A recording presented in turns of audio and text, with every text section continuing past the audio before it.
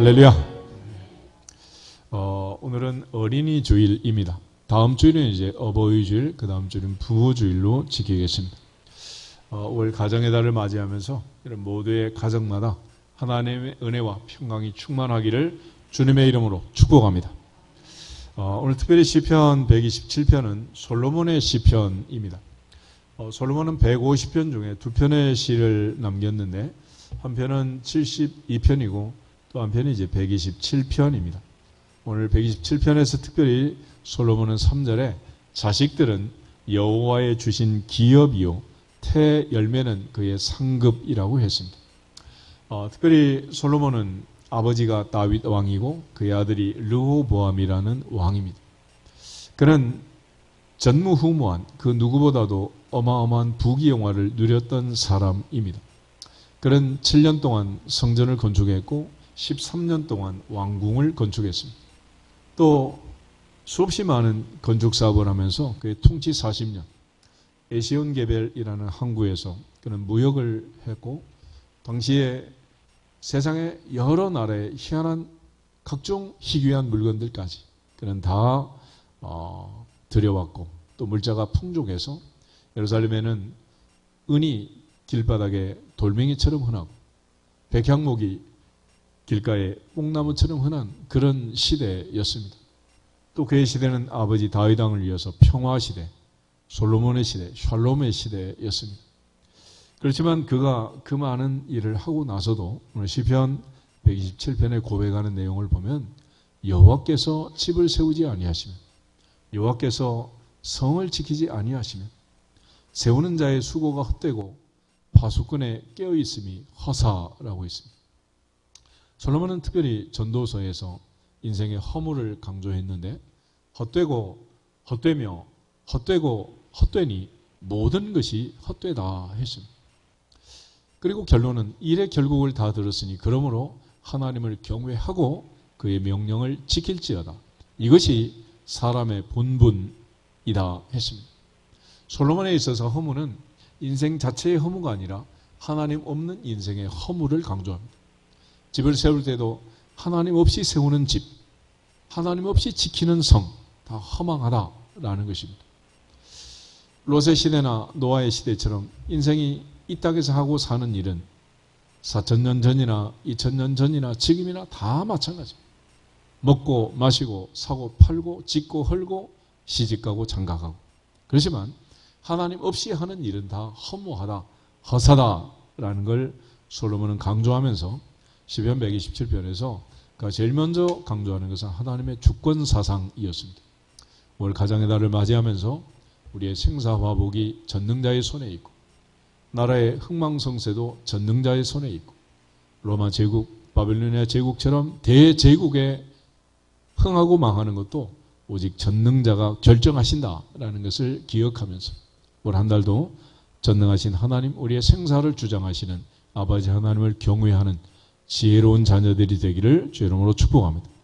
그런 측면에서 하나님을 경외하는 것, 그것이 사람의 본분이다. 솔로몬의 개념으로 하나님을 경외하는 것은 지혜의 근본, 그렇습니다. 지혜의 근본이다. 그래서 궁극적으로 하나님 없는 인생은 미련한 삶이고 허망한 삶이고 허무한 인생이라고 합니다. 성경은 우리에게 인간이 누리는 복을 세 가지로 얘기하는데 그 중에 최고의 복을 젖과 꿀이 흐르는 가난의 복이라고 했습니다. 젖과 꿀이 흐르는 가난의 복은 신명기 6장을 보면 내가 짓지 않은 집에 내가 살고 내가 파지 아니한 우물물을 내가 마시고 내가 심지 아니한 과수원의 열매를 내가 거두어 먹고 사는 것입니다. 그러나 이제 평범한 하나님이 주시는 일상의 복이라는 것은 오늘 시편 128편 다음 편을 보면은 1절, 2절, 우리 2절 같이 한번 읽어보겠습니다. 여호와를 경외하며 그의 길을 걷는 자마다 복이 있도다. 내가 내 손이 수고한 대로 먹을 것이라 내가 복되고 형통하리로다. 아멘. 다시 말해서 내가 지은 집에 내가 살고 내가 판 우물물을 내가 마시고 내가 가꾼 과수원의 열매를 내가 거두고 먹고 사는 것. 그것이 하나님이 주시는, 하나님을 경외하는 지혜로운 사람에게 주시는 하나님의 복이다라고 말했습니다. 그렇지만 시편 127편 솔로몬이 말하는 것은 그야말로 복 없는 사람, 아침에 일찍 일어나고 저녁에 늦게 눕고 수고의 떡을 먹음이 다 헛되다 그랬어요. 이제 월요일이 되면 동서남북에서 서울로 출근을 하겠죠. 동서남북에서 수없이 많은 사람들이 차를 끌고 교통편을 이용해서 다 들어오겠지만은 서쪽을 보면 가까운 부천부터 역곡, 부평, 동인천까지 얼마나 많은 사람들이 제1, 제2, 제3 경인고속도로를 통해서 전철을 통해서 막 들어오는 물밀듯이. 남쪽을 보면은 옛날엔 기껏해야 뭐 수원, 안양 그렇지만 지금 뭐 동탄을 비롯해서 화성 얼마나 많은 신도시를 만들어가지고 과천 남태령 고개를 넘으려면 얼마나 시간이 많이 걸리는지 기가 막힌 거예요. 동쪽은 또 어떻습니까? 남양주 구리 비롯한 또 얼마나 많은 신도시들이 생겨가지고 북쪽은 일산, 파주, 동두천, 포천 할 것 없이 그 사람들이 출근하기 위해서 우리는 새벽 5시에 새벽 기도 한다 그러지만 벌써 그 시간이면 도로가 주차장이 될 정도 그렇게 일찍 일어나고 늦게 눕고 수고의 떡을 먹어도 하나님이 은혜를 안 주시면 허산이라 허산이라 다 허산. 그러니까 내 인생이 내가 힘쓰고 애쓰고 노력하는 그것만으로 된다면 얼마나 좋겠어요. 그렇지만 그게 전부가 아니라는 거예요. 3000년 전에도 솔로몬이 하는 얘기가 내가 7년 동안 성전을 짓고 13년 동안 왕궁을 짓고 나라 전체를 건축 현장을 만들어서 수없이 많은 건축 사업을 했지만 그것은 다 하나님의 은혜니라. 하나님의 은혜니라. 하나님의 은혜니라. 요즘도 건설 경기가 올라갔다 내려갔다 요동을 치고 있지만은 그 옛날에는 전쟁이 나면 올스톱이 전쟁이 나면 아무것도 할 수 없는 거 아니겠어요? 또 물자라는 것이 공급이 잘 돼야 되는데 예루살렘은 900고지에 있는 산성입니다. 여기에 물자가 올라가려면 이게 얼마나 어렵겠어요. 두로왕 히람과 조약을 맺고 그곳에서 백향목과 많은 돌들을 바다로 운반하고 운반해서 다시 바다 항구에서 예루살렘까지 또 끌어올리는 이런 일을 장비가 있는 것도 아니고 사람이다. 사람. 그러니 이게 얼마나 힘든 일이었겠어요. 얼마나. 거기다가 날씨가 또 좋아야죠. 이 모든 것들이 건축에 가장 적절한 환경을 주셔야 되는 거지 그러지 않으면 안 되는 거예요.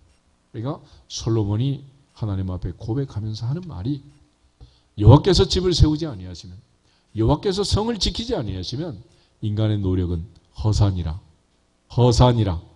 아침 일찍 일어나고 저녁에 늦게 눕고 수고의 떡을 먹고 허리띠 쫄라매고 산다고 해도 다 허망한 일이 된다는 그런 측면에서 하나님을 경외하고 그 명령을 지키는 그것이 인간의 본분이라고 말하면서 오늘 가정의 달을 맞이하며 모든 가정들이 하나님을 경외하는 지혜롭고 현숙한 아버지의 아들, 딸들을 양육하고 하나님께 영광을 돌리는 복된 가정들이 되기를 주님의 이름으로 축복합니다. 그러면 이처럼 행복하고 복된 삶을 살기 위해서 해야 할 일이 뭐냐? 그거는 자녀들을 양육, 교육한다는 거예요. 신명기 6장을 한번 보겠습니다. 신명기 6장을 보면 모세가 이스라엘 백성들이 가나안 땅에 들어가서 해야 할 일, 많은 일이 있겠지만 그 중에 하나는 자녀들을 잘 교육하고 양육하는 일이라고 얘기를 합니다. 4절부터 9절에 있는 말씀을 같이 한번 읽겠습니다. 신명기 6장 4절 이스라엘아 들으라 우리의 하나님 여호와는 오직 유일한 여호와이시니 너는 마음을 다하고 뜻을 다하고 힘을 다하여 내 하나님 여호와를 사랑하라. 오늘 내가 내게 명하는 이 말씀을 너는 마음에 새기고 내 자녀에게 부지런히 가르치며 집에 앉았을 때에든지 길을 갈 때에든지 누워있을 때에든지 일어날 때에든지 이 말씀을 강론할 것이며 너는 또 그것을 내 손목에 매어 기호를 삼으며 내 미간에 붙여 표로 삼고 또 내 집 문설주와 바깥문에 기록할지니라. 아멘. 그래서 모세가 이스라엘 백성들에게 자녀 양육에 대한 명령을 하고 있습니다. 이스라엘아 들으라. 이스라엘아 들으라. 들으라 하는 말을 히브리어로 쉐마 명령형을 써서 쉐마라고 합니다. 흔히 이스라엘의 교육을 쉐마 교육이라고 해요. 세계에서 가장 교육열이 높은 두 민족이 있는데 첫째가 유대인이요. 다음이 이제 한마는 한민족이다. 그런데 이 유대인의 교육, 이 교육을 보면 하나님의 명령을 지키는, 하나님의 말씀을 지키는, 성경을 가르치는, 토라를 가르치는 교육이에요. 다른 교육이 아닙니다.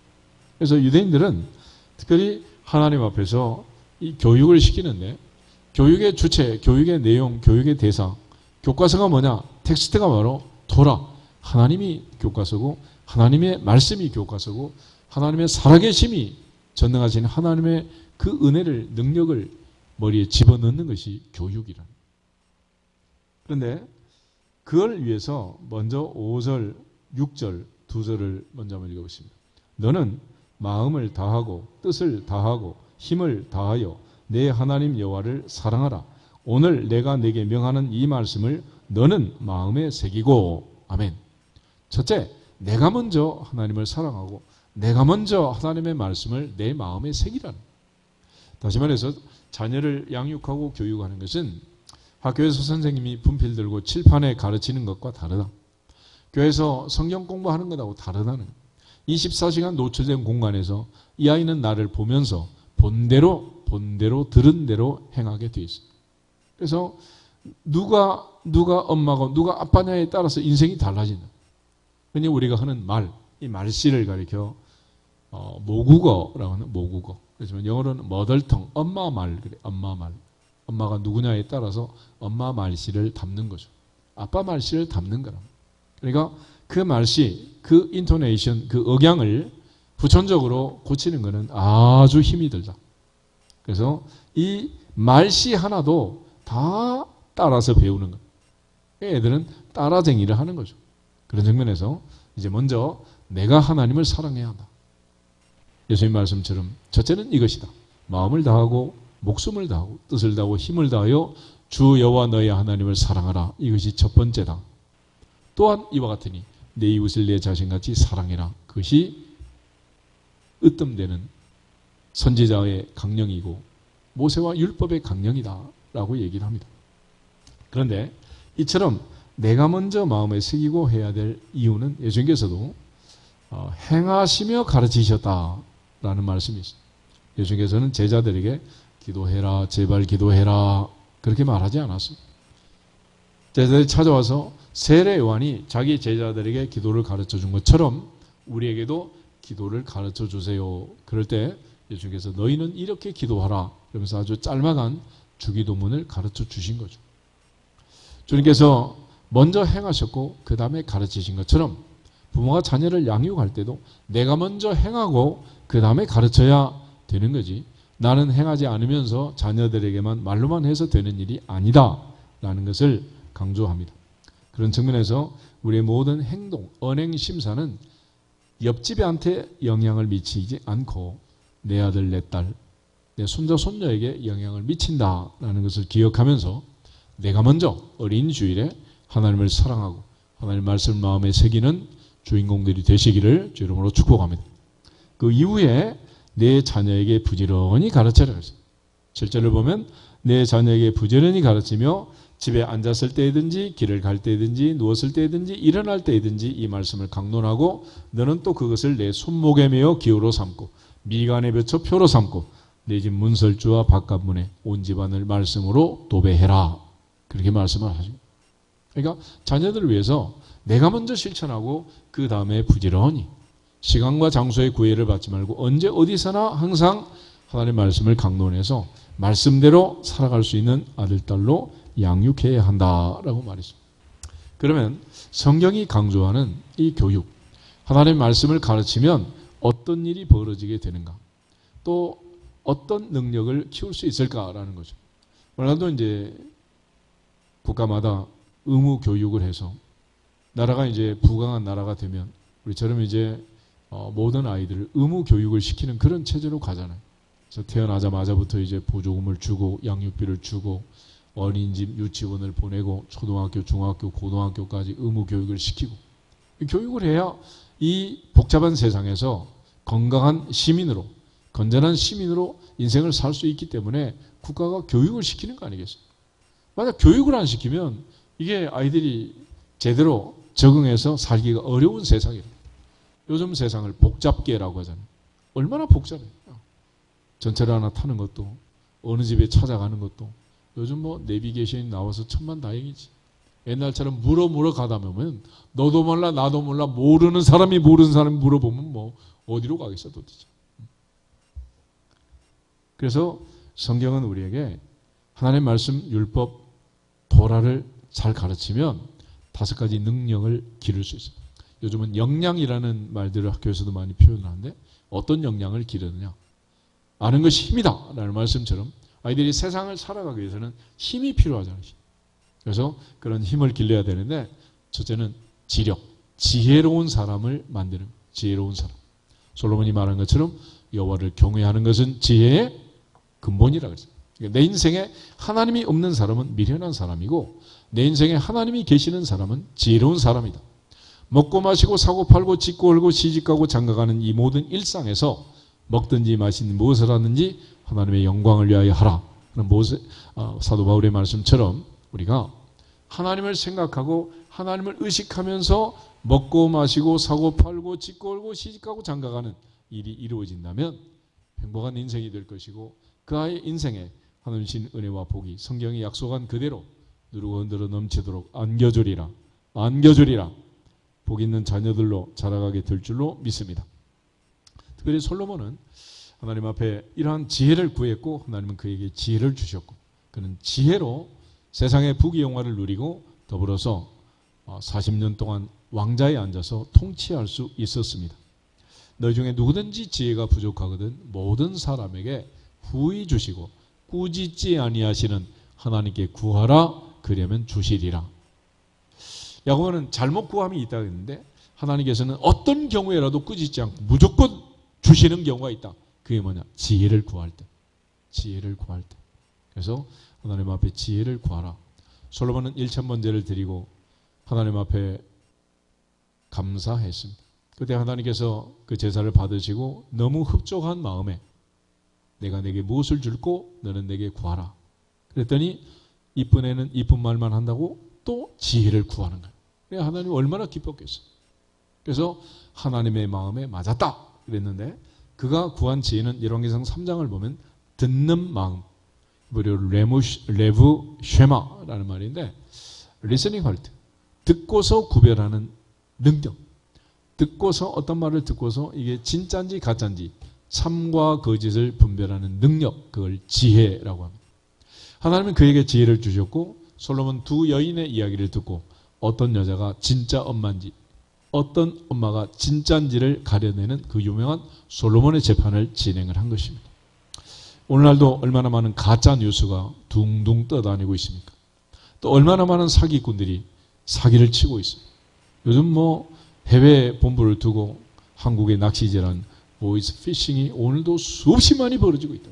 그런데 이 세상에서 우리가 가장 첫 번째 능력은 뭐냐? 참과 거짓을 분별하는 능력, 지혜가 있어야 하느니라. 앞으로 세상을 살면서 아이들이 지혜가 없다면 에덴 동산 사건이 날마다 일어나게 되는 거예요. 요즘도 뭐 빌라 때문에 어려움을 당한다 이런 뉴스가 수없이 많이 나오는데 에덴 동산을 보면 부도는 아주 간단합니다. 하나님께서는 먹는 날엔 죽는다. 반드시 죽는다. surely die. 뱀이 와가지고 사기를 치는 거예요. never die. 안 죽는다. 결코 안 죽는다. 내가 이 두 말을 듣고 어느 게 진짜인지 가짜인지를 분별해야 되는데 한마디로 아담과 하와는 인류의 조상은 에덴에서부터 뭐가 없어서 사기를 당한 거요? 지혜가 없어서. 지혜가 하루아침에 다 빼앗기고 말았어요. 그런데 이 지혜라는 게 어린아이한테만 필요한 게 아니라 우리가 어린아이, 어리다라는 말 자체가 뭐예요? 어리석다. 분별력이 없는 거예요. 근데 이게 마지막 나이 많아 늙어서 세상 떠날 때까지 우리가 필요한 게 뭐냐? 지혜란. 사기를 당하면 안 돼. 그래서 현재 사는 이 형편 이대로 무탈하게 원금 보존하고 살려면 지혜가 있어야 돼. 마지막 중요한 주의사항이 뭐냐? 사기 당하지 말라는. 사기 당하지. 욕심이 잉태하면 죄를 낳고 죄가 장성하면 사망을 낳는데 하나님 앞에 기대하면서 기다리면서 하나님이 주시는 복을 누리며 살아야 되는데 하루아침에 뺏길 수가 없다. 뭐가 없으면? 지혜가 없습니다. 우리 옆 사람은 다짐합시다. 마지막 날까지 사기당하지 맙시다. 세상엔 사기꾼들이 득실합니다. 온갖 사기꾼이 난무하고 있단 말이에요. 두 번째 필요한 것은 믿음. 마음에 강하고 담대한 심력이 필요해요. 심력. 첫째가 지력이라면 두 번째는 심력이다. 모세가 세상 떠난다면 하나님 여호수아에게 이렇게 말합니다. 내가 내게 명령한 것이 아니냐. 너는 마음을 강하고 담대히 하라. 지극히 강하고 담대히 하라. 두려워하지 말고 놀라지 말라. 내 입에서 율법책을 떠나지 말게 해라. 그리하면 어디로 가든지 무엇을 하든지 형통하리라. 다윗은 골리앗을 강하고 담대한 믿음으로 돌멩이 하나로 무찔렀어요. 너는 칼과 창과 단창으로 내게 오지만 나는 내가 모욕하는 만군의 여호와의 이름으로 내게 가노라. 다윗은 사망의 음침한 골짜기를 다닐 때도 해가 두렵지 않았다. 이유는 주께서 나와 함께 하심이라. 그것이 믿음이니라. 그러니까 무슨 일을 하든지 마음이 강하고 담대해야지 마음이 두렵고 떨리면 다 떨어지는 거죠. 요즘 온갖 오디션을 공개적으로 TV 나와서 중계하고 막 이러잖아요. 실력이 있고 없고가 중요한 게 아니에요. 마음의 두려움이 있으면 떨어지는 거 아니겠어요? 올해도 11월 달에 수능을 치겠지만은 수능 시험 치기도 전에 벌써 대학 떨어진 애들이 우수수 낙엽처럼 많아. 어떤 애들이냐? 마음이 두려운 애들, 떨리는 애들. 다 떨어진 거야. 다 떨어져. 그러니까 항상 마음이 강하고 담대해야 한다. 그래서 성경은 우리에게 임마누엘을 약속합니다. 두려워하지 말라. 내가 너와 함께함이니라. 놀라지 말라. 나는 너의 하나님이 됨이니라. 내가 너를 굳세게 하리라. 참으로 너를 도와주리라. 참으로 나의 의로운 오른손으로 너를 붙들리라. 할렐루야. 주님은 세상 떠나기 전에 마지막 승천하기 전에 마지막에 약속을 하십니다. 볼지어다 내가 세상 끝날까지 너희와 항상 함께 있으리라. 하나님께서는 임마누엘을 약속하셨고 여호수아에게 두려워하지 말라고 얘기합니다. 다윗은 임마누엘을 믿었고 두려워하지 않았습니다. 오늘 우리가 하나님이 함께 계시는 내 인생에 하나님이 계시는 사람은 두렵지 않다는, 예수님께서도 몸은 죽여도 영혼을 죽이지 못하는 자들을 두려워하지 말고 몸과 영혼을 능히 지옥에 멸하시는 하나님만 두려워할지어다. 그것이 지혜고 그것이 믿음이니라. 그런 강하고 담대한 믿음의 사람이 되면 어디로 가든지 어느 나라 어느 땅에 갖다 놓든지 다 살아나게 돼 있다. 그렇지만 이 믿음이 없으면, 두렵고 떨림 속에 있으면 결국은 망할 수밖에 없는 것입니다. 12살 된 딸이 죽었다는 소식을 듣고 회당장 야이로가 슬픔에 잠겼어요.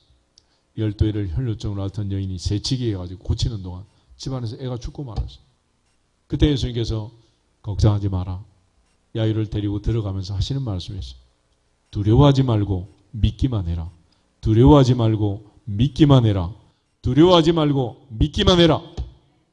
두려움의 반대편에 믿음이 있고 믿음의 반대편에 두려움이 있는 거예요.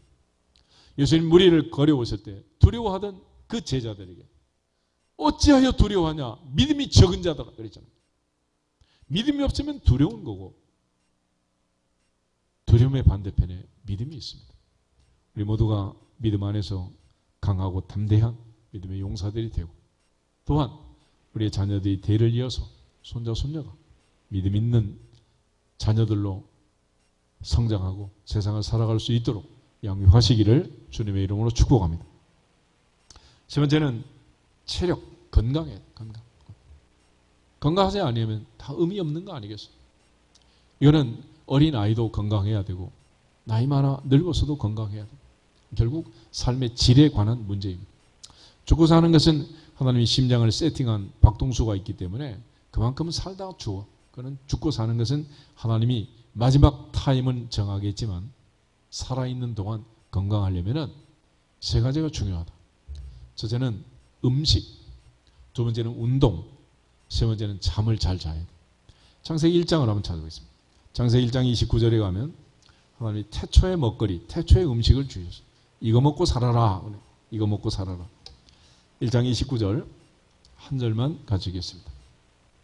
창세기 1장 29절 하나님이 이르시되 내가 온 지면에 씨 맺는 모든 채소와 씨 가진 열매 맺는 모든 나무를 너희에게 주노니 너희의 먹을거리가 되리라. 아멘.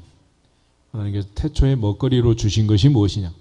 채소, 과일, 통곡물, 현미, 통밀 이런 것들.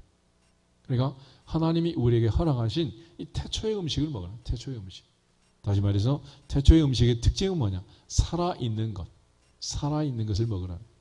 그러니까 계란을 먹더라도 무조건 완전 식품 그러고 먹지 말고 병아리가 튀어나올 수 있는 알은 살아있는 거고 병아리 나오지 않는 알은 어떻게 된 거야? 그건 죽은 거지. 그렇잖아요. 달걀 속에서 뭐가 나와? 닭이 먼저나 병아리가 먼저 맨날 얘기하면서도 몰라. 어느 달걀에서 병아리가 나온지도 모르고 아무거나 쪼 먹으면 그게 몸에 좋겠냔 말이에요. 이게. 그러니까 항상 살아있는 걸 먹어요. 살아있는 거. 상표 붙이고 나온 다 죽은 가공식품 방부제까지 집어넣어가지고 그런 거 먹지 말고 살아있는 걸 먹어라. 살아있는 마음대로 하세요. 그 다음에 운동은 어떻게 하느냐? 3장은 창세기 3장. 창세기 3장 하나님이 아담에게 선악과 먹은 다음에 벌을 내리면서 살 길을 알려주세요. 그게 뭐냐? 17절부터 19절 보겠습니다.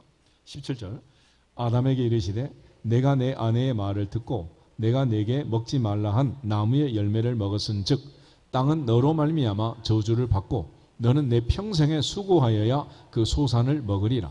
땅이 내게 가시덤불과 엉겅퀴를 낼 것이라. 내가 먹을 것은 밭의 채소인 즉 내가 흙으로 돌아갈 때까지 얼굴에 땀을 흘려야 먹을 것을 먹으리니 내가 그것에서 취함을 입었음이라. 너는 흙이니 흙으로 돌아갈 것이니라 하시니라. 아멘. 그래서 인간이 먹거리는 인간의 몸은 구조가 성분이 뭐하고 똑같다? 흙하고 똑같다. 그러니까 어디서 나온 걸 먹어야 된다? 흙에서 나온 거야. 흙에서. 이게 하나님이 태초부터 알려준 얘기예요. 그러면서 특별히 19절 내가 흙으로 돌아갈 때까지 마지막 날까지 얼굴에서 뭐를 흘려야 된다? 땀을 흘려. 땀을. 그러니까 운동은 어떻게 하면 된다? 땀 흘리면 되는 거야. 땀 흘리면. 요즘 뭐 백두대간을 넘어다니면서 관절 다 부러뜨려가지고 막 부상 당해가지고 실려 그렇게 운동하라는 게 아니고 내 몸을 내가 움직이는 거야. 내가 내 몸을. 그러니까 내가 내 몸을 움직이면 삶의 질이 유지가 되는 거고 어느 날 갑자기 내가 내 몸을 못 움직이고 휠체어 타고 다른 사람의 도움을 받아야 되면 그때부터는 연명치료하는 거야. 살아있으나 마나 그게 무슨 의미가 있냔 말이야. 그러니까 마지막 날까지 걸어 다닐 수 있도록 모세처럼 마지막 날까지 등산할 수 있도록 건강하시기를 축복합니다. 그래서 날마다 이마에서 뭐가 흘러야 된다? 땀. 우리는 이 땀이 흘러야 되는데 땀이 나오려고 그러면 에어컨 틀고 못 나오게 하고 억지로 막 이러는 거죠. 그러니까 내 몸이 피가 안 돌아가지고 막 혈압을 높여야 도니까 이 고혈압이 와가지고 막 혈압을 높이려고 하면 그냥 낮춰버리고 인생이 희한한 인생을 사는 거야 이게. 그래서 하나님이 정한 대로 땀을 흘려라. 세 번째는 오늘 시편 127편에 말한 것처럼 여호와께서 사랑하는 자에게는 뭘 주신다? 잠을 주신다. 잠을. 그러니까 내 몸이 땀을 흘리고 피곤하면 단잠을 자게 돼 있어. 그래서 그 어떤 5만 가지 다이어트 방법으로도 살이 안 빠지는 사람이 살 빼는 방법 고빈 다이어트. 잠 못 자면 다 빠지게 돼 있어. 이것이 바로 건강을 유지하는 방법입니다. 그래서 애들이 옛날에는 건강했잖아요. 그래서 성인이 되면 병이 걸렸습니다. 고혈압, 당뇨, 비만, 갑상선 이런 여러 가지 병이 생겼는데 요즘은 소아당뇨가 있고 소아비만에 온갖 병들이 애들한테 다 생겨요. 그래서 병명을 바꿨어. 생활습관병. 다시 말해서 애들은 지가 쪼 먹고 싶은 대로 먹은 거예요? 엄마가 주는 대로 먹는 거예요? 누구 책임이야? 그래서 항상 문제야 뒤에는 문제 엄마가 있다 그러잖아. 결국은 내가 먹고 내가 하는 모든 생활 습관 전체가 누가 배운다는 거예요? 내 아이들이, 내 자녀들이 그대로 보고 배우는 그대로. 그래서 네가 먼저 하나님을 사랑하고 네가 먼저 말씀을 마음에 새기고 네가 먼저 실천해라. 그러면 네 자녀가 부지런히 배우고 복을 받으리라. 이게 모세의 원리. 네 번째는 관계 능력입니다. 관계. 인생살이가 행복한 사람은 관계가 좋은 사람이고 인생이 불행한 사람은 이 관계가 좋지 않아요. 근데 관계는 두 종류가 있습니다. 하나는 수직적인 관계가 있고 하나는 수평적 관계가 있어요. 수직 관계는 하나님과의 관계고 수평 관계는 사람과의 관계입니다. 예수께서 가장 큰 계명을 물을 때 첫째는 하나님 사랑, 둘째는 이웃 사랑 그랬습니다. 다시 말해서 하나님을 사랑하고 하나님의 사랑받는 사람. 다윗처럼 나의 힘이 되신 여호와의 내가 주님을 사랑합니다. 내가 이 세 아들 다윗을 만나니 내 마음에 맞는 사람이라 내 뜻을 다 이루게 하리라. 이렇게 살면 행복하다 불행하다? 사망의 음침한 골짜기에 갖다 놔도 행복하다. 내 잔이 넘치나이다. 내 잔이 넘치나이다. 행복하게 되는 거예요. 또 사람 사이의 관계. 가장 기본적으로 둘이 만나서 사는 부부관계, 아들 딸 낳고 사는 부모와 자녀의 관계, 형제 자매의 관계, 이 가족관계부터 시작해서 우리는 모든 사람과 관계를 맺고 산다. 요즘 아이들이 전화 받는 걸 굉장히 힘들어한다 그러더라고요. 이게 무슨 말이냐 그랬더니 요즘 카톡으로 이모티콘으로 전부 그렇게 끝내지 전화 받아가지고 하는 게 별로 없잖아. 그러니까 애들이 면접하고 대화하는 것도 굉장히 힘들대요. 힘들어한대. 그럼 회사 들어가면 이 적응이 되겠어 이게? 이 적응이 되겠냐고 이게. 보통 문제가 아니잖아. 그래서 결국은 사랑하는 마음을 가지고 서로 좋은 관계를 맺으면 행복한 거고 이 깨지면 불행하게 돼요. 그래서 성경은 깨졌을 때를 회복하는 방법을 알려주는 거예요. 첫 번째, 하나님과의 사랑의 관계가 깨졌을 때 해야 되는 게 뭐냐? 회개라는 거예요. 회개. 그래서 하나님은 천년을 하루같이, 하루를 천년같이 한 사람도 멸망하지 않고 모두가 다 회개하기에 이르기를 기다리시느니라.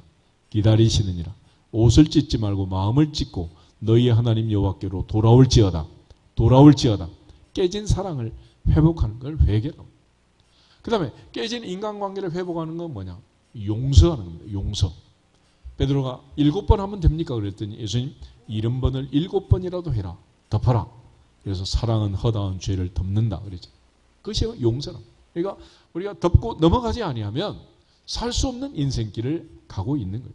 그래서 결국 이 관계 능력이라는 것은 내가 하나님 앞에 사랑하며 사는 능력, 이웃을 서로 사랑하며 사는 능력이지만 이게 깨졌을 때 복원하는 복원력, 리커버리 능력이 또 필요한 거예요. 그래서 하나님 앞에는 회개하는 능력, 사람 사이에는 내가 잘못했다, 미안하다 고백하고 관계를 푸는 능력, 할렐루야. 이 능력이 있어야지. 이게 없으면 한 번 부딪히면 그 다음에 어때? 영원히 끝장이야. 그래서 요즘 애들이 부딪히면 풀지를 못하고 끝내고 마는 거예요. 이게 지금 현실이야, 현실. 그리고 뭐 웨딩 마치 하고 들어가는 게 이게 중요한 게 아니라 부딪혔으면 풀고 살아야 되는데 풀지를 못하니까 이거 얼마나 지금 심각한 일들이 많이 일어나고 있냐고요. 이런 차원에서 하나님 앞에 관계 능력을 기르고 하나님 앞에 내 잘못을 인정하고 사람 사이에 내가 미안하다, 잘못했다 인정하는 용기 있는 자녀들로 기르시기를 축복합니다. 사무엘하 12장에 가면 선지자 나단이 다윗을 찾아와서 바세바 사건 이후에 그의 죄를 지적합니다. 부자가 손님이 왔는데 옆집에 어린 암양 새끼 한 마리 딸처럼 키우는 그 집 새끼 양을 갖다가 빼앗아서 대접했습니다. 4배로 갚아야 된다. 다윗이 판결을 내립니다. 그때 나단이 당신이 그 사람이다. 당신이 그 사람. 그때 다윗이 용기 있게 내가 여호와께 범죄했다. 자기의 죄를 인정하고 회개합니다. 그런데 에덴 동산에서도 인간은 비겁하고 용기가 없기 때문에 죄를 인정하지를 않아요. 하나님이 내게 주셔서 나와 함께 하게 하신 그 여자, 그 여자가 내게 주므로 내가 그 나무 실과를 먹었습니다. 쪼목쪼목 자기는 아니라고. 그 여자 때문에, 그 나무 때문이라고, 하나님 때문이라고 핑계를 대는 거지. 여자는 넌 왜 먹었니? 그러니까 뱀이 나를 꿰물어 나도 먹었습니다. 처녀가 애를 낳아도 핑계가 있다는데 하라고 뭐 핑계가 없겠어. 그래서 회개하고 용서하는데도 어마어마한 용기가 필요하다. 할렐루야. 그런 능력이 있어야 돼. 능력. 그런 용기가 있어야지. 그러지 않으면 이게 불행한 인생을 사는 거예요. 그런 차원에서 하나님 말씀을 보면서 우리가 관계 능력을 기르고 또한 이런 관계 능력을 잘 길러서 행복한 인생을 사는 자녀들을 양육할 수 있기를 주님의 이름으로 축복합니다. 욥기 42장 잠깐 한번 더 보겠습니다. 늘 보던 말씀이지만 욥기 42장을 보면 욥이 자기 인생의 문제를 정리할 때 이 두 가지를 하는 거예요. 첫째가 무엇이냐? 첫째는 5절 6절 하나님 앞에 회개합니다. 회개. 5절 보겠습니다. 내가 주께 대하여 귀로 듣기만 하였사오나 이제는 눈으로 주를 배움나이다. 그러므로 내가 스스로 거두어드리고 티끌과 제 가운데서 회개하나이다. 아멘. 회개의 능력. 두 번째는 7절부터 9절에 하나님께서 엘리바스 빌다 소발 세 친구에게 욥을 찾아가서 잘못을 빌고 용서하고 용서받고 화해해라. 그리고 하나님께서 세 친구의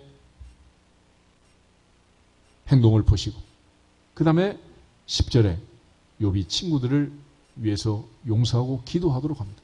그래서 용서는 두세 사람이 내 이름으로 모인 곳에 나도 그들 중에 있다 하신 말씀처럼 그들과 함께 기도할 수 있을 만큼 용서하면 되는 거예요. 욥이 친구들을 용서하고 기도할 때 무슨 일이 벌어졌느냐. 10절 보겠습니다. 10절. 욥이 그의 친구들을 위하여 기도할 때 여호와께서 욥의 곤경을 돌이키시고 여호와께서 욥에게 이전 모든 소유보다 갑절이나 주신지라. 아멘. 상담학에서도 상대를 용서하라 그럽니다. 이유는 누구를 위해서? 나를 위해서. 나를 위해서. 척지고 살지 말라는. 그래서 욥이 친구들 위해 기도하자 하나님께서 욥의 곤경을 돌이키시고 갑절로 회복시켜 주시고 할렐루야. 이처럼 하나님이 그에게 은혜를 주신. 그러므로 하나님 사랑, 이웃 사랑을 실천하되 혹시라도 이런 관계가 깨졌을 때라도 회개의 능력으로, 용서의 능력으로, 회개하는 힘, 용서하는 힘, 이 능력을 길러서 하나님 앞에 행복한 인생이 되기를 주 이름으로 축복합니다. 마지막은 자기관리 능력, 자기관리 능력. 셀프 컨트롤, 절제라는 것입니다. 절제. 인생은 하고 싶은 대로 다 하고 살 수 있는 인생이 누가 있겠습니까? 대부분은 할 수 없이 해야 되는 그런 무거운 짐을 지고 인생을 살고 있는 게 사실이에요. 그렇지만 우리 인간에게 있어서 하나님이 주신, 하나님이 허락하신 이 인생 속에서 우리가 관리할 것이 있어요. 첫째는 뭐냐? 시간이라는 것. 두 번째는 물질. 세 번째는 은사라는 게 있습니다. 시간은 누구에게나 하나님이 하루 24시간을 주셨습니다. 대통령의 시간도 24시간, 여당과 야당의 시간도 24시간, 오늘 저와 여러분의 시간도 24시간. 이제는 뭐 정치하는 사람 보면 대통령의 시간이다, 야당의 시간이다, 뭐 이상한 소리 하지만은 이건 전부 다 우리에게 똑같이 주어진 시간. 이 시간을 어떻게 관리하느냐에 따라서 인생은 달라진다. 어떤 사람은 24시간 가지고 미국 대통령도 하고 중국 대통령도 하는데 우리말에 24시간을 줬는데도 아무것도 못하고 허송세월하는 이런 경우가 얼마나 많아요. 세월을 아끼라. 때가 악하다 그랬잖아요. 그래서 하나님께서 태초부터 우리에게 시간 관리의 비법을 알려준 게 있습니다. 그게 6대1 법칙이다. 엿새 동안 천지를 창조하고 하나님 일곱째 날에 안식하셨느니라. 안식하셨느니라. 그러니까 엿새 동안 부지런히 일을 하면 하루는 반드시 뭐 해야 한다? 쉬어야 된다. 시간 관리야, 시간 관리. 그래서 이거는 예수를 믿든 안 믿든 교회를 다니든 안 다니든 누구든지 해야 돼. 누구든지. 그래서 인간으로 태어나면 엿새 동안은 힘써서 일을 하고 하루는 하나님을 섬겨야 한다. 그래서 부활절 이후 이제 부활을 기점으로 우리는 먼저 첫날에 하나님을 섬기고 엿새 동안 부지런히 일을 하는 거예요. 그러니까 쉬지 아니하면 결국 인생은 망가지게 되어 있어요. 시간 관리를 잘못한 거죠. 그래서 하나님께서 수없이 많은 통증을 느끼도록 우리 몸에 전체 머리부터 발끝까지 통증을 느끼는 압점을 다 집어넣는 거예요. 아프다는 것은 뭐 하라는 거예요? 쉬라는 거예요. 쉬어야 돼요. 그래도 안 쉬면 어떻게? 병원에 입원을 시키는 거예요. 그래도 안 쉬면 영안실로 보내는 거죠.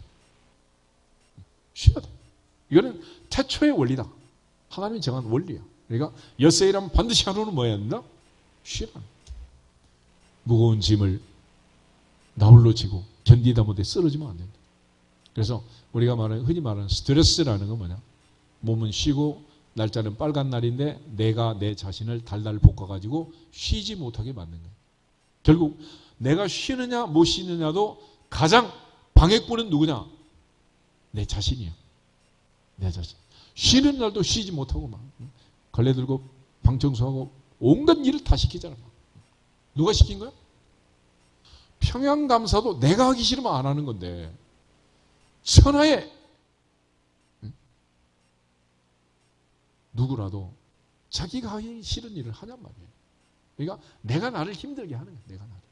그러므로 오늘부터는 시간 관리를 잘해서 주 앞에 가는 날까지 성수주의를 할지어다. 단순히 성수주의 예배 1시간 드린 이걸 얘기하는 게 아니야. 엿새 일했으면 반드시 하루는 어떻게 해라? 쉬라. 남은 인생은 그렇게 쉬어라. 그러니까 내 몸이 아프고 병들고 스크래치 나고 다 안 아픈 사람 없잖아. 왜 그래? 이 말씀을 안 들어서 그런 거야. 너도 나도 다 똑같아. 누구 말할 필요도 없어. 두 번째는 물질 관리하는 거야. 재물을 얻을 힘과 능력은 누가 주신다? 하나님이 주신다 그랬잖아. 신명기 8장에. 그런데 인간은 하나님이 주신 것을 내 것이라고 착각을 하는 거야. 어린이날 비가 많이 와서 또 손자 손녀 있는 사람들 뭐 애들 놀이도 많이 못했겠지만은 뉴스 보니까 뭐 과학 실험실 이런 게 있더라고. 그래가지고 실내에 가가지고 애들이 거기서 너무 재미있게 막 기구들을 하면서 과학 법칙을 배우면서 밖에 나가기 싫대 막. 그런데 아무리 하나님이 은혜를 주시고 또 복을 주셔도 우리가 결국은 이 아이들한테 선물을 줘야 되는 거 아니야. 선물. 어린이날은 선물 주는 날이고 선물 받는 날이고 또 어버이날이 오는데 역시 마찬가지. 이 뭐 스승의 날이고 무슨 날이고 이 날이란 게 전부 이제 요즘 이제 자본주의에 살다 보니 이게 뭐 애정 표시가 결국은 그거밖에 더 있어. 방법이. 그러다 보니까 이제 그런. 근데 애들의 특징은 뭐냐? 할머니, 할아버지, 엄마, 아빠 선물 사주면 그때부터는 엄마, 아빠 안 보이고 할머니, 할아버지 안 보이고 뭐만 보여? 선물만 보여. 선물. 이게 이제 물질 관리하는 우리의 어리석음이라는. 재물 얻는 능력은 하나님이 주셨는데 그 능력으로 우리가 재물을 얻었는데 우리의 마음은 전부 어디 가 있어? 그래서 물질이 있는 곳에 네 마음이 있다. 그러죠. 결국은 하나님이 주신 그것 때문에 우리 묶여가지고 꼼짝을 못하는 거예요. 그렇지만 하나님을 섬기면 하나님께서 1000대가 복을 받도록 10,000대가 복을 받도록 더하시느니라. 더하시리라. 근데 우리는 하나님이 주신 그것만 붙들고 있는 거예요. 그래서 그렇게 하지 않고 물질 관리하도록 하나님이 9대 1의 법칙을 주시는 거예요. 열의 열은 하나님이 주셨습니다 라는 걸 인정하면서 하나를 드리는 것이고 나머지 9은 할 수 없이 하나는 뺏기고 내 마음대로 이게 아니고 하나님 주님에 감사하면서 나머지 9도 주님 뜻대로 사용하겠습니다. 이렇게 평생을 살면 무슨 문제가 생기겠어요? 그래서 말라기 3장에 보면 하나님께서 하나님을 시험하는 자는 모조리다 죽음이다 그랬는데 예외를 만드신 거예요. 11조에 대한 문제를 테스트해도 좋다. 시험해 봐라. 그런 거 아니에요. 그래서 예수님께서도 마태복음 23장 23절에 더 중요한 의와 인과 신을 버렸다. 너희는 바리새인 삶 그대로 하루에 3번 기도하고 일주일에 2번 금식하고 소득의 11조를 드리지만은 더 중요한 의와 인과 신을 정신을 버렸다. 정신을. 그러니까 우리가 11조 계산해서 뭐 이런 짜리까지 정확하게 하는 그게 중요한 게 아니라 이 모든 재물을 얻을 힘과 능력은 누가 주셨습니다? 하나님이 주셨습니다. 라는 것을 인정하고 감사하면서 하나를 드리는 것이고 나머지도 하나님의 영광을 위하여 먹든지 마시든지 무엇을 하든지 하나님의 영광을 위하여 사용하겠습니다. 라는 다짐으로 드리는 것이 11조라는 이 정신을 망각하면 무슨 의미가 있겠어요? 그래서 물질 관리는 9대 1로 하는 거예요. 믿음의 조상 아브라함을 보면 창세기 14장에서 11조를 드립니다. 근데 창세기 28장에 가면 그의 손자 야곱이 도망을 치다가 하늘에 닿아 있는 사닥다리를 보면서 베델에서 서원 기도를 하잖아요. 그때 그가 세 가지를 요구하고 세 가지를 약속합니다. 첫째, 내가 가는 이 길에서 나를 지켜주십시오. 두 번째, 먹을 양식과 입을 옷을 주십시오. 세 번째, 아버지 집으로 평안하게 돌아오도록 귀환을 보장하십시오. 그렇게 하면 첫째, 하나님은 나의 하나님이 되고, 두 번째, 내가 세운 이 돌은 하나님의 집이 될 것이고, 마지막, 내가 반드시 하나님 앞에 내게 주신 모든 것에서 반드시 11조를 하겠습니다. 10분의 1을 바치겠습니다. 그랬어요. 그럼 야곱이 갑자기 그 11조 생각 언제 났을까? 할아버지한테 배운 거야, 할아버지. 야곱이 태어날 때 아브라함 몇 살이었느냐? 아브라함 100살에 이삭을 낳고 이삭은 40에 장가들어 환갑에 쌍둥이를 낳습니다. 아브라함 나이 160살에 두 손자가 태어난 거예요. 그리고 아브라함 175세에 세상을 떠났습니다. 할아버지하고 살았던 기간이 15년이야. 야곱은 15년 동안 할아버지 하는 모습을 보면서, 아빠가 사는 모습을 보면서 생각을 하는 거야. 물질이 들어오면 반드시 뭐 해야 한다? 11조 해야 된다. 한 번도 한 적이 없어. 그렇지만 다급하니까 약속을 하는 거지. 그리고 외갓집에 가서 20년 동안 라반하고 또 사기꾼 작전을 하잖아. 품삯을 올려달라 내려달라 이러면서. 그리고 야밤도주에서 이제 도망 나옵니다. 근데 창세기 32장에 이제 딱 걸렸어. 앞에는 에서가 400명의 군사를 길러가지고 자기를 죽이려고 쫓아오지. 뒤에서는 라반이 추격해오지. 그때 두 때로 나누고 야곱이 하나님께 기도를 합니다. 창세기 32장 한번 보시고요. 창세기 32장.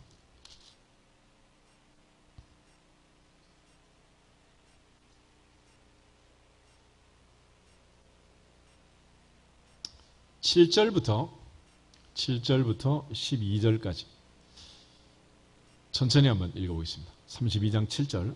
야곱이 심히 두렵고 답답하여 자기와 함께한 동행자와 양과 소와 낙타를 두 떼로 나누고 이르되 에서가 와서 한 떼를 치면 남은 한 떼는 피하리라 하고, 야곱이 또 이르되 내 조부 아브라함의 하나님 내 아버지 이삭의 하나님 여호와여, 주께서 전에 내게 명하시기를 내 고향 내 족속에게로 돌아가라, 내가 내게 은혜를 베풀리라 하셨나이다.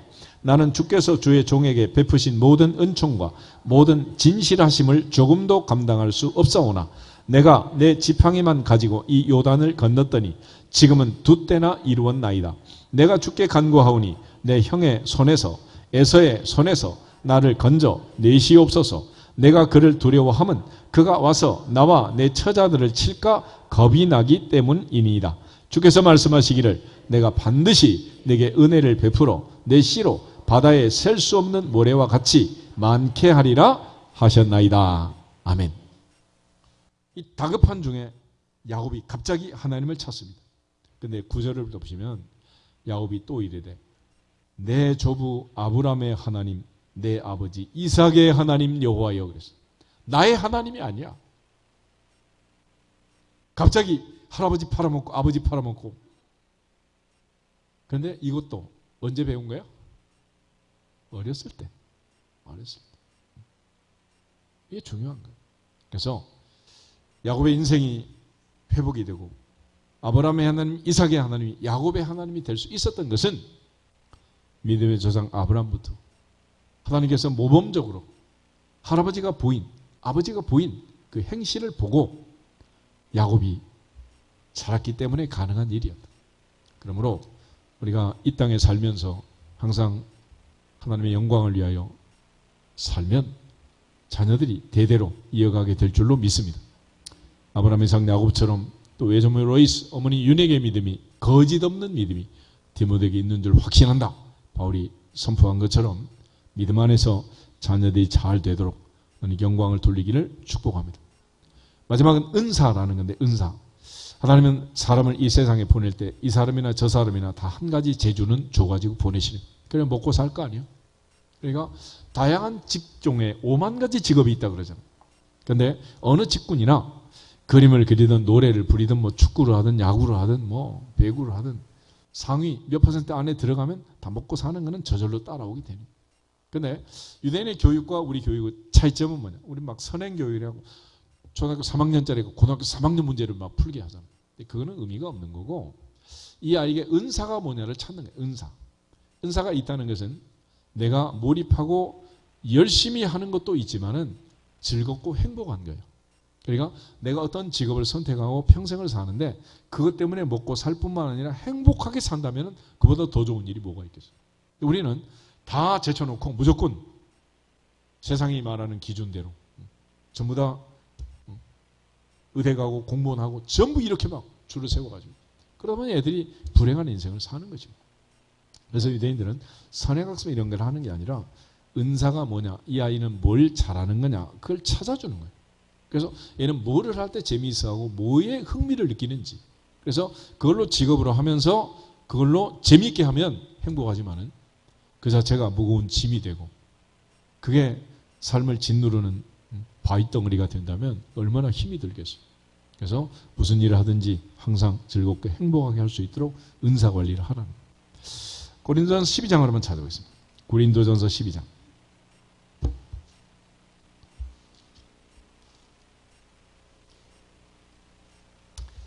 4절에서 11절. 4절 보겠습니다. 은사는 여러 가지나 성령은 같고 직분은 여러 가지나 주는 같으며 또 사역은 여러 가지나 모든 것을 모든 사람 가운데서 이루시는 하나님은 같으니 각 사람에게 성령을 나타내심은 유익하게 하려 하심이라. 어떤 사람에게는 성령으로 말미암아 지혜의 말씀을, 어떤 사람에게는 같은 성령을 따라 지식의 말씀을, 다른 사람에게는 같은 성령으로 믿음을, 어떤 사람에게는 한 성령으로 병 고치는 은사를, 어떤 사람에게는 능력 행함을, 어떤 사람에게는 애언함을, 어떤 사람에게는 영들 분별함을, 다른 사람에게는 각종 방언 말함을, 어떤 사람에게는 다른 방언들 통역함을 주시나니 이 모든 일은 같은 한 성령이 행하사 그의 뜻대로 각 사람에게 나누어 주시는 것이니라. 아멘. 그 중에 7절 다시 보면 각 사람에게 성령을 나타내시면 뭐하게? 유익하게. 이거는 모든 사람의 유익이에요. 내 자신의 유익이 아니고.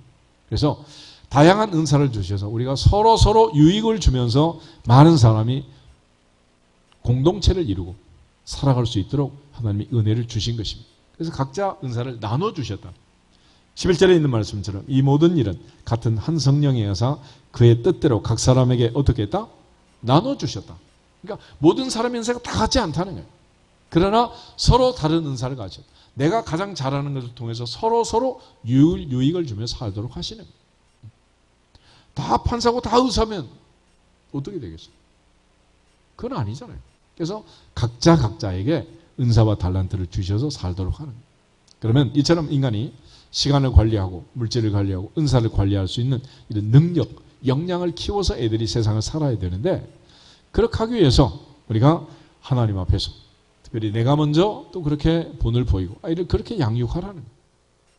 근데 애를 막 과외를 시키고 어려서부터 막 돈 주고 훈련을 시켜 놓으니까 수영도 잘하지, 그림도 잘 그리지, 축구도 잘하지, 모든 걸 잘하는. 왜 은사가 뭔지를 잊어버린 거예요. 숲속에서 길을 헤매는 거 똑같아요. 천재를 만든 게 아니라 완전 인생을 망친 거란 말이에요. 그래서 얘가 잘하는 걸 찾아줘야 될 거 아닙니까? 이유는 뭐냐? 베드로전서 4장. 베드로전서 4장. 마지막 인생이 이처럼 지혜롭게 믿음을 가지고 건강하게 관계를 잘 맺고 셀프 컨트롤, 절제하면서 살아야 할 마지막 이유가 있습니다. 베드로전서 4장 10절, 11절 두 절을 보겠습니다. 베드로전서 4장 10절. 각각 은사를 받은 대로 하나님의 여러 가지 은혜를 맡은 선한 청지기 같이 서로 봉사하라. 만일 누가 말하려면 하나님의 말씀을 하는 것 같이 하고 누가 봉사하려면 하나님이 공급하시는 힘으로 하는 것 같이 하라.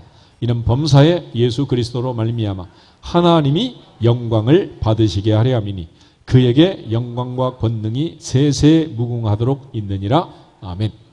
마지막 양육의 목적은 하나님께 영광. 할렐루야. 하나님께 영광. 그러니까 하나님께 영광을 돌리지 않는 하나님 없는 인생은 허망하고 헛되고 아무 의미가 없다는 그런 차원에서 자녀들을 특별히 믿음 안에서 잘 양육해서 지혜롭고 마음이 강하고 담대한 믿음이 충만하고 영육간에 건강하고 하나님과 나 사이, 사람과 사람 사이의 관계를 잘 맺고 또 하나님이 내 인생에 허락하신 시간과 물질과 은사를 잘 관리해서 행복한 인생을 살지만은 마지막 최종적인 목적은 하나님께 영광이다. 먹든지 마시든지 무엇을 하든지 하나님의 영광을 위하여 살지어다. 하나님의 영광을 위하여 하나님께 영광을 돌리며 사는 그것이 인간의 본분이라는, 오늘 모두가 다 마지막 내 인생의 목적을 하나님께 영광에 두고 그렇게 살면서 자녀들 대대로 하나님의 영광을 위하여 살아가는 신수성가를 이루시기를 주님의 이름으로 축복합니다. 다 같이 주 예수 그리스도의 이름으로 형통할지어다 선포하고 기도하겠습니다. 주 예수 그리스도의 이름으로 형통할지어다, 형통할지어다, 형통할지어다.